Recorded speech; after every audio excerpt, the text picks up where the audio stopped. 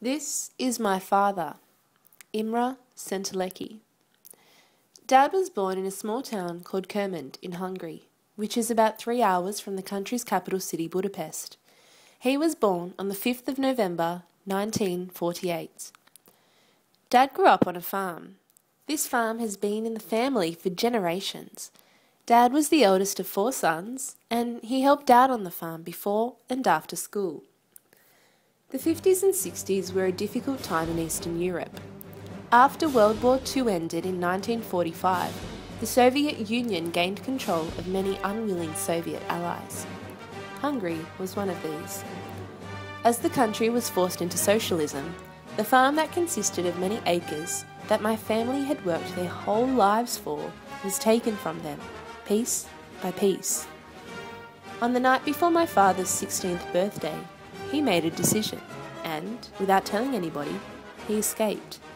He hitched a ride for the 30-kilometre drive to the Austrian border. He climbed over the barbed wire fence, his jacket caught from the shoulders, leaving him dangling. He wriggled his way out of his jacket and ran across the minefield, where many refugees died doing the exact same thing. Once in Austria, he was detained as a political refugee. Soon after, he was granted a temporary visa and stayed in Austria for 6 years.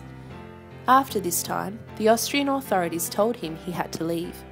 He was told to choose between the United States, Canada, and Australia.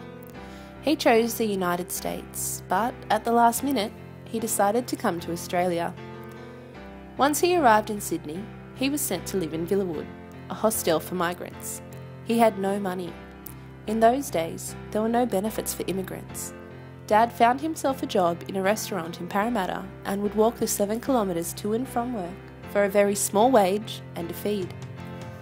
As time passed and he found his way around, he decided that waitering was not for him, and from mingling with other fellow Hungarians, he got a job on a building site as a labourer, and he later learnt bricklaying and the trade of welding.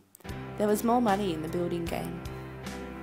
He met my mother in a wine bar called Reflections. They met before Christmas in 1979 and by October 1980 they were married. Soon after he met my mother and told her of how he had run away and had not had contact with his family in all those years, she insisted that he contact them, and then in August 1981 they went to Hungary to visit his family. Dad's parents were so happy to see their son after all those years of not knowing where he was or if he was alive, and to be reunited with him. At this time, my mum was pregnant with my sister Gabby, who was later born in 1982. Dad and Mum slowly built a life together. I was born in 1986 and my brother Lucas in 1988. In 1992, Dad was diagnosed with a malignant melanoma above his eye. After surgery and then continuous regular checkups, he was told he was in the clear. Without realising, the years went by. School, sports, birthdays and Christmases all passed. Then, in April 2008, Dad was admitted back into hospital. The cancer had returned. Dad passed on the 8th of April 2008. He was only 58 years old.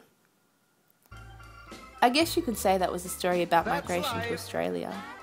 You could probably also say it was a personal account of a certain time in history.